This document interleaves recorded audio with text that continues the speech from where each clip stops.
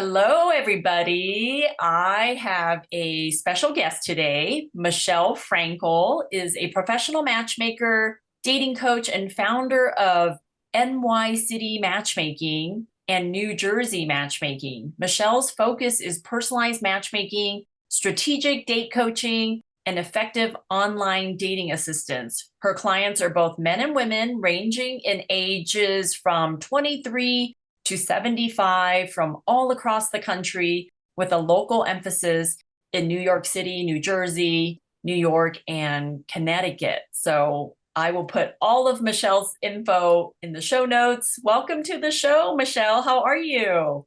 Doing great, and thank you so much for having me today, May. This is so exciting. I love speaking to matchmakers because I am very, very nosy with how people met, how people navigate through online dating or navigate with matchmaking services and all that good stuff. And I know that you've been a matchmaker for a while now, right? Like you have a lot of experience. So tell me how you got started.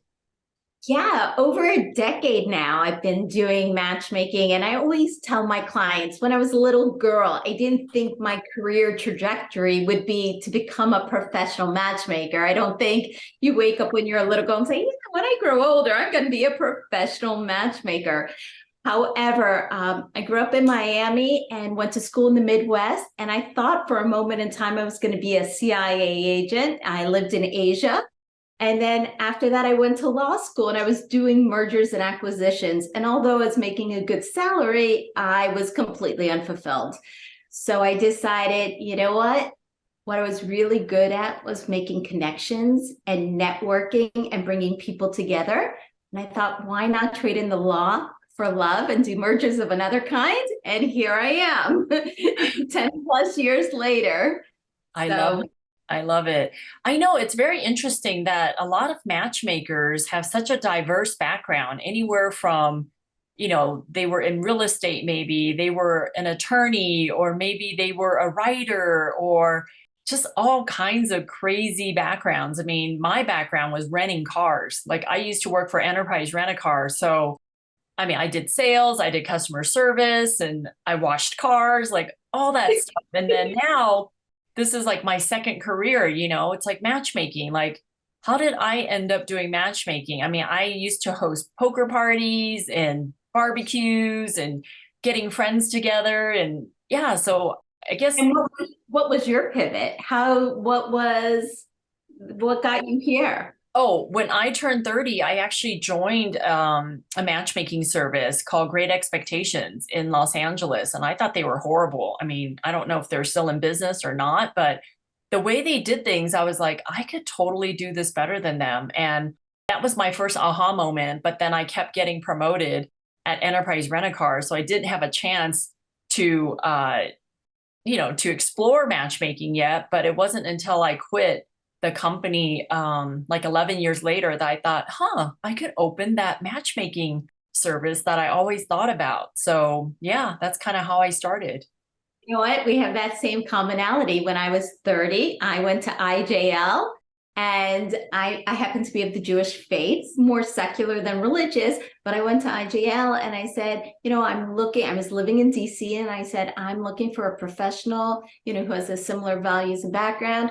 And the first person they set me up was the son of a preacher. And I'm like, wait a minute, what did you listen about? This is really important to me. And so I had the same thought. I was like, you know what? I think I could do a better job than what they're doing. And so it was always in my background. And I think I dated more than most people should in their lifetime. And, I really empathize and can relate because I didn't get married till later in life. I didn't get married till I was 40, and I had a daughter shortly after that. And so, especially in New York City and a lot of metro and urban places where people are focused on their career so much in their 20s and 30s, they put that on the back burner, and all of a sudden they wake up, and COVID totally put a wrench in all this because, especially with a lot of people who are career driven, it's very, they have that whole plan. They're going to get to a certain place in their career, and then they're going to be ready and focus on their personal life. And a lot of people who had planned for the last 2 years to focus on their finding that partner, finding that person, they couldn't because of COVID. And it kind of, I guess there's that quote about those who plan, So, when I was dating so much, and then I can really empathize with the people in urban centers who, it's hard to meet people as you get older when you're out of college and you're in the workforce. So I really enjoy working with professionals at that juncture. Yeah, I love it. I love it. You said you got married later in life. I got married at age 45, I believe. So I was even later than you. But anyway, so with all your decade of experience with renting or with the industry, with the love industry, what are some of your stories that you have for us that we can learn and teach the audience to avoid? I think one of the most important lessons is to think in the now and not and give people a chance, right? I think so many people, when they're going on dates, are shopping for their partner. And yes, we all are in some sense, but chemistry is not something that exists immediately. It takes time, to get to know someone and really truly get to know someone. And those individuals that tell me, oh my God, I knew the moment. You know what? I just laugh because half of those people end up divorced, it really takes time to get to know someone on so many different levels, and I really coach our clients when they go on a date, don't have that checklist. Don't date like an interview that is this my future. Really just be in the present and really get to know them and see how you feel. At the end of the day, you don't have to capture all this information. You don't have to know if they want this, where do they want to. All you need to walk away from the date is, how do you feel? How did this person make you feel? Did you have a good time? Did you smile? Did you feel good in their presence? I mean, keep it simple. Yeah. I like to correlate that with just meeting platonic friends, right? Like, don't you give a platonic girlfriend 3 chances before you say, you know what, I don't want to be their friend anymore. I'm not interested in being her BFF. Like, even meeting a platonic friend, you don't know after one meeting if they're going to be like your buddy for life, right? I mean, you just have to give people a chance. I totally agree with that. And I'm sure the listeners are sick of hearing that because it's true. You just never know, right? Who you're going to meet and how you're going to click. But what are some green flags that people have with a certain date that they should be like, okay, I should keep going. I should keep trying to see what happens.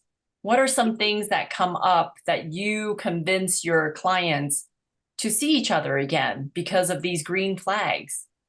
Yeah, and I think that's great because we're always talking about the red flags, right? So what are the green flags? I love that. You know what? I mean, this sounds so cliche and I hear it so much, but how does your date treat the server? You know, or even better than that, when something doesn't go according to plan, this is my favorite. What is the reaction? Are they bent out of shape? Can they go with the flow? What is their emotional stability, so to speak? How do they treat people? How are they treating your server? Are they gracious? Are they appreciative? Are they empathetic? I think that says a lot about somebody. And how do they treat you? Are they listening to you? Are they asking you follow-up questions? Or are they just responding and talking? And sometimes people are nervous, right? First dates are awkward. It's like a job interview and it's hard to not get in your head. But how is that person making you feel? Are they worried about your needs? And I think that if you're on a date with someone who really cares, like maybe they text you before you arrive and say, what's your favorite drink? I'll have it waiting for you. I mean, that is such a kind gesture, right? They're thinking about you and they want you to be comfortable. Maybe you had a long day at work and they want a glass of red wine waiting for you. That's such a thoughtful gesture. That is, I've not heard of that. Is that a tip that you give your clients to do that for them or no? Not all the time, but I should probably more. But I remember when I was dating, men would do that often. And I thought it was such a gracious, it kind of already, even before I walked into the bar, it was like, you know what? This person is here. He's present. He wants me to have a good time. He wants me to be enjoying the night. And it already laid the foundation in the framework for a good positive experience. So I think it's a great thing to do. Yeah, I like that. I'm going to steal that from you. Absolutely. I heard that, you know, obviously not your first, second, or third date that you would go away on a vacation, but going on a vacation with somebody and seeing how they handle things, like you said, like if the hotel lost your reservation or if you're getting a taxi and the taxi took forever to get to you, or the Uber driver gets lost, like how do you handle these difficult everyday situations that can happen? Like that's a really good gauge about how your partner or your potential husband or spouse later handles things. Like going on vacation with someone has all these different things that you can kind of check out to see how they handle life and if they want to even do life with you or you want to do life with them based on how they act in certain situations. So yeah, I always wondered about that. Like, I always said that my husband and I would be awful, awful people to do the Amazing Race together because Oh, that's horrible. yeah, like he would kill me when before the show ends, or I would kill him. But I wonder if we would be so opposite now. I mean, I said that 15 years ago, but I wonder would we be able to be good partners in Amazing Race now? I don't know. I mean, what are some things that you've experienced with your husband to make you feel like, oh my gosh, he is a great guy, someone I could do life with? Yeah, so I will answer that question, but I go back to that Amazing Race because, and what I tell people also that, the best partner for Amazing Race, you and whoever that you have that like chemistry, that zing zang, you just get it, may not be the best life partner. You may be great at Amazing Race, but you may not be able to live the everyday together. It may just be in the Amazing Race, you're good together. Right. Whereas I think finding that everyday laundry, cleaning the house, taking care of the kids if you have kids, or just the mundane stuff, who's the right person to drink lemonade with on the porch is a kind of a different test than the Amazing Race. I think me and my husband probably would kill each other on the Amazing Race. First of all, none of us would eat those eyeballs or those crazy food. He's like vegan and I'm like, what? So but to go back with regard to, for me personally, when I was in my 30s, I had a lot of false starts in relationships where they would start with such great intensity, right? They were like fireworks. And it was often, I ended up with a lot of men who loved love and they would shower me with gifts and I was like the pretty woman and it was very Disney-esque, right? And as much fun as that could be, especially when you're single and hey, let's go off to Europe. It's a third date, or let's go to Aspen. All those things are fun in the moment. It's not real life, right? And so when I had several, misstarts, so to speak, false starts in relationships, I realized for me, one of the most important things was consistency. And I didn't want to ever have to guess, right? I like stability. I like consistency. That's my personality. And I just wanted the words and the actions to follow and for there never for me to have to worry or guess because that caused me anxiety, which wasn't good for my emotional and mental health. So I just wanted consistency. If you say you're going to call, you call. And very early on, my husband displayed those things. He was very consistent. There was never him not following up on his words. He was always there. He was always the one pushing the relationship forward. I was the one slowing it down and taking my time and really getting to know him. And, I just saw that he was a really good family man. And for me, I knew I wanted a family, and I saw how he was with his family. And I saw the values he had. And I thought, not only would he make a great partner, he would make a great father. And we're still together. So this is good stuff. But it's interesting, going back to your travel point for something, I think traveling is such a great test for relationships, because it is kind of do or die. Pretty quickly if this is a relationship that could sustain itself. And what's even exciting, and this just happened this week with one of our clients, on the third date, a gentleman asked her to go to Europe. And she was like, whoa, that is too fast. Now, frankly, if I was single, I'd probably be all over that, because what a great adventure. But for her, it was a little too fast for her. And, you might, if you're single, and, it's great. The upside of being single is to be crazy and be spontaneous. And if it's not in your comfort zone, get separate rooms. But, you could still go to Europe and enjoy the museums and the architecture and the trip if your schedule allows it, of course. But traveling together absolutely unveils so much information about the person that might take 6 months to get under a normal circumstance. So I think it's a great thing. Yeah, the travel test, that's a good one. I mean, it doesn't even have to be going to Europe. I mean, it could just be a weekend getaway. Like you said, you can get separate rooms if you're not comfortable staying in the same room, but just the different situations that come up, right? You pull up to a gas pump, you pull up to a gas station. How do they get gas? How do they interact? How do they allow time for you to use the restroom and they get a snack? Or what kind of snacks do you get? I mean, all that stuff, you just learn so much on a trip like that. So, but anyway, okay. So what other green flags are there that you think a woman should, if they're on the fence about this guy, but his behavior was this, or he expressed this, that she should give him more of a chance to try to get to a second or third or fourth date? Like, what are other green flags that women come across that they should take a look at?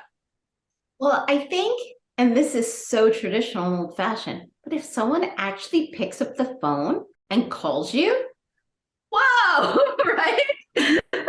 It's almost insane today, but they're actually taking the time and effort rather than just shoot you a text. And I get it. It's so easy to do the text, but if someone actually picks up the phone, although that may seem weird in today's day, you're like, wow, you know what? They're thinking about me. They took effort. They picked up the phone. They called me. Like, what a novel idea, right? And they want to know how I'm doing, and they want to set a plan. I think that is a great way to distinguish yourself, and also, gets bonus points. Granted, not everyone's calling all the time, but it's a great way to really stand out, and is a green flag for me. I think, and this comes a little later in the relationship, maybe even the 3-month mark, but if someone is serious, maybe even earlier than 3 months, maybe 2 months or 1 month, someone should integrate you into their circle slowly, but they should. If you're not meeting their friends and you're not meeting their family, to me, that's a red flag. The green flag is they are integrating you. They want to introduce you to their brother, their sister, their parents, because the parents flew in, and who knows the next time they're going to see them, and it might be awkward, but you want to come have brunch with my parents. Really kind of being integrated into their world a little. You can learn more about them and also see what their world's about. I like that. I think sometimes people forget about integrating their lives, right? Like, they're newly dating, so they keep things separate until they're more sure. But how great is it if you meet a great guy and you want to see how he interacts with his sister, with his brother, with his parents? Like, again, you're going to learn a lot of information about your man from doing those things. So I like it. I like it a lot. Those are good, good flags. I remember when you were saying how your husband, when you were dating, how he was very consistent. And I do remember when I was dating my husband, that he would call me or text me. And it wasn't like I was constantly looking at my phone to wonder, oh, is he going to call? Is he going to text? Like everything just happened so naturally. So it felt good. I felt good being with him because I wasn't like insecure about when he was going to call me next or text me next. So I feel like relationships, especially when you first start dating, should be easy like that. It shouldn't be stressful where you're constantly wondering, is he going to call me? When's he going to call me? Is my phone working? Like all that stuff. So yeah, I just forgot to mention that when you said that earlier, but yeah. Right.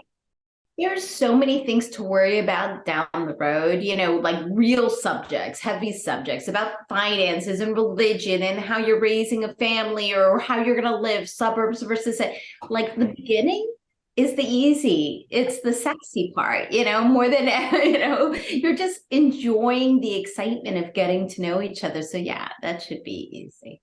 Yeah, I love it. I love it. Okay, so any other green flags that you can think of while we're on the topic before I switch to a different subject?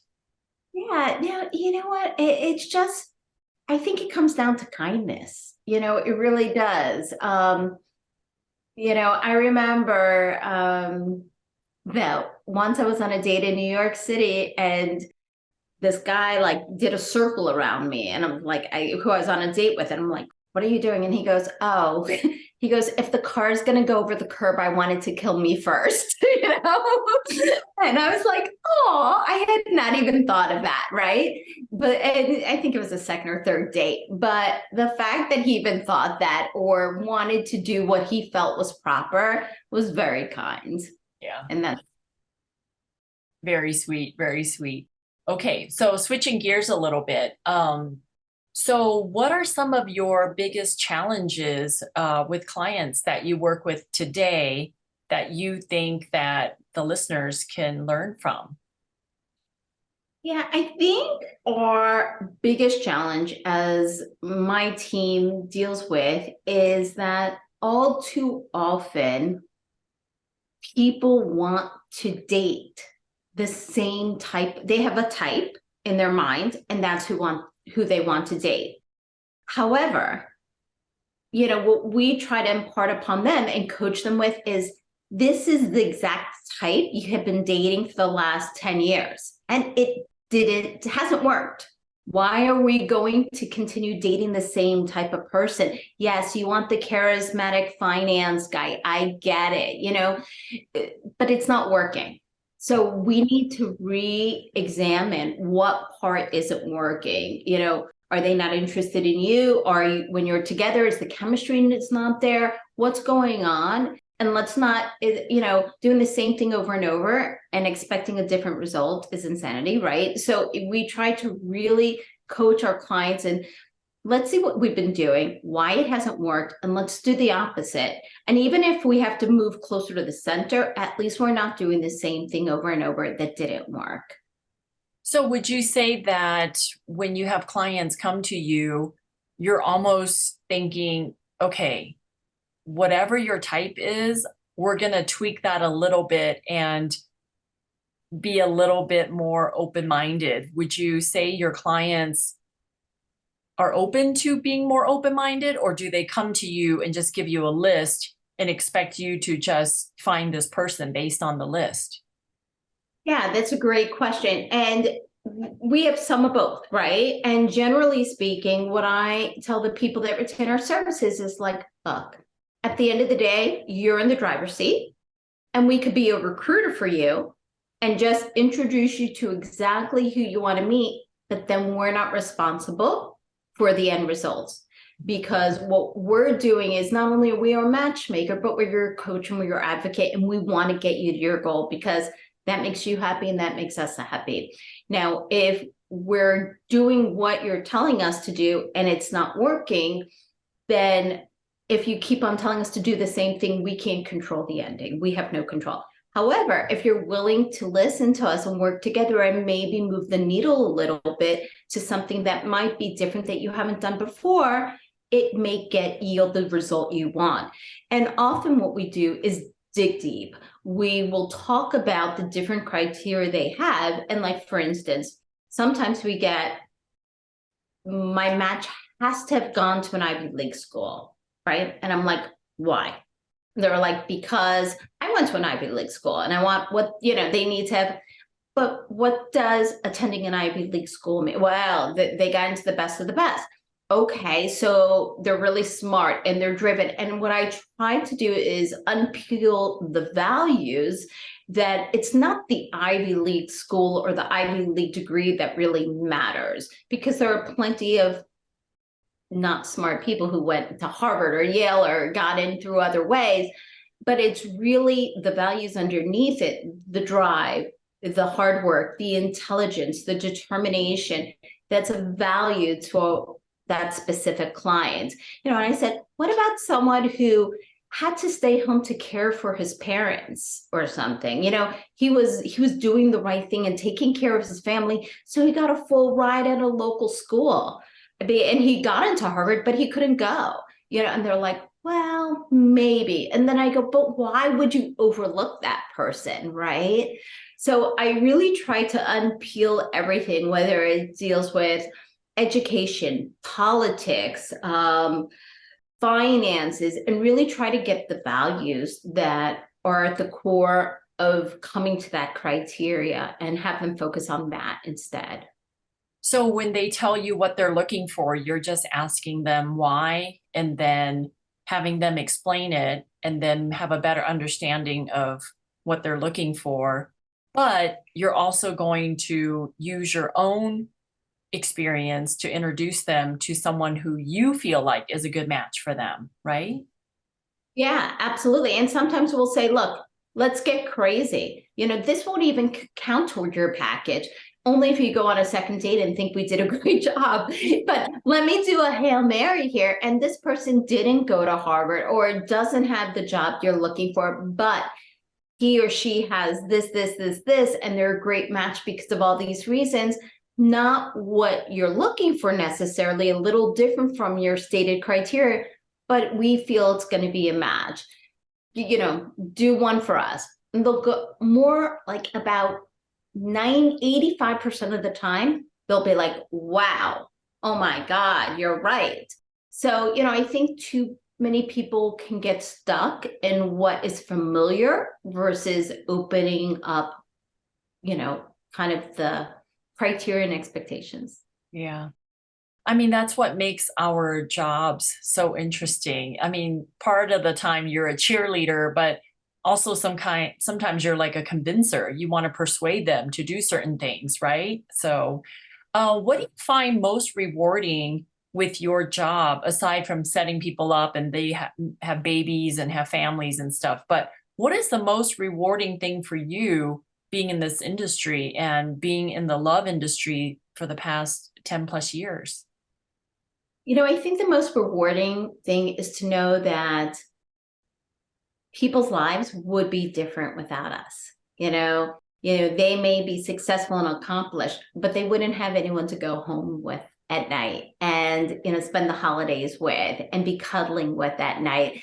And it's because of the work that you do and I do and our whole community of matchmakers do that we really introduce people that otherwise wouldn't necessarily meet. And whether we're convincing them a little to go outside their parameters or we're delivering exactly what they want, we're making those connections and introductions happen. So, some people say we're unicorn catchers, but, I think it gives me chills still, even as I talk about it, that like, when I was a lawyer, I merged corporations and, there was no emotional joy over that, you merged two companies. But, to really know that these two people's lives would be completely different had we not done our job. And, it's not benevolent. We're getting paid for the hard work we do, but at the end of the day, we're really changing lives, which, I applaud our whole community for. Yeah, no, I get it. I love it. I mean, I never thought this would be my second career in my life. I mean, one is renting cars, and now I'm helping people find love. I mean, there's just so much in this industry to do too. I mean, there's date coaching, there's matchmaking, there's events, now I'm trying to like teach other Asian women to become an Asian matchmaker. So I have different stuff that has come from this industry, and this is my longest job out of college. Like that's kind of exciting to have a career that potentially that I could retire with, right? I mean, I'm not burnt out about it. I enjoy it. I love it. I love the social aspect of it. I love meeting new people.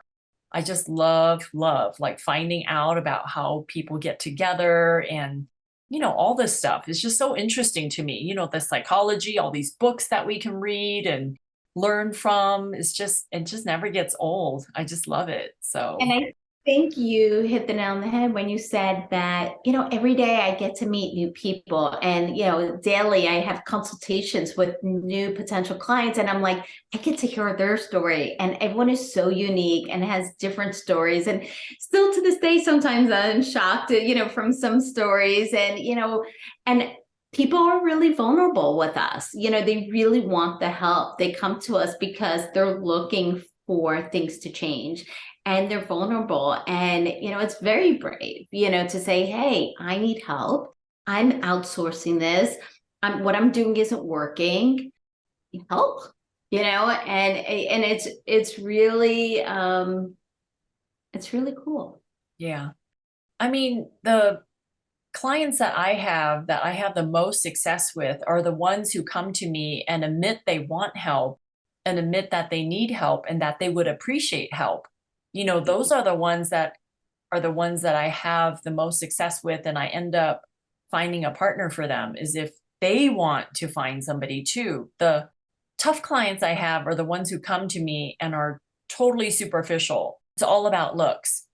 And they ask me what my success rate is with clients. And I say, well, for the average client that is open-minded and is really truly looking for love, it's 71%. But if you're totally picky and everything about your dating is all about looks, then my success rate with you is probably going to be zero. Like I don't have a lot of success with guys who only care about looks. It's like, then just go online dating. I mean, there's tons of women you can find that way on your own. I only want to work with guys that are truly, truly want to be in a relationship and say they want to get married, have kids, or they're ready for the second chapter in their life. So yeah, we just work with so many different types of people. It's just so interesting to me. It is. It is. It's such a fascinating career, right? We get to learn so much about people and about human nature. And I think about it, the therapists and psychologists and psychiatrists do all the work of kind of, understanding, helping people understand why they are a certain way and really digging deep into their history. And what we're doing, like we start where they leave off, and we're like, okay, you figured that part out, but let's put this into action. We're making the change of, okay, let's change where your future is going. And it's really exciting. Yeah. Okay, I'm going to fire off 10 questions for you, and you just answer the question without explanation. Okay. Are you ready? I'm ready. Okay. If a woman comes to you and she wants help with matchmaking or dating, what is the age range that she should date? How old is she? She's 30 years old. So she should date 27 to 42. Okay, what if she's 40 years old? She should date 37 to 52. What if she's 50 years old? She should date, depending on the situation and kids and whatnot, 47 to 63. Okay, and men, what age range should men date? Generally 7, 8 years younger and a few years older. Okay, for all ages? Pretty much. Okay, all right. I just wanted to put you in the hot seat about that. There obviously isn't a right or wrong answer, and it's different for everybody with every different situation. And Michelle, thank you so much for joining me today on the Asian Dating Podcast. I so appreciate it. And I will put all of your information when people need to find you and want to work with you. But any last parting tips that you want to give people out there? I would just say, let go of your boundaries, be open. And if it's something you want, having a partner in your life, say yes. Say yes to invitations, say yes to being introduced to people, be positive, and it'll come your way. Very good, very good. And ladies, if you're listening, I would love to have you part of my database. Go to twoasianmatchmakers.com, fill out a profile with me so I can set you up with an amazing man. And if you're a guy out there who wants to date Asian women, please find me at Two Asian Matchmakers, and I would love to meet with you and see if I can help you. Well, thank you so much, everybody, and I will see you next time. Bye. Bye.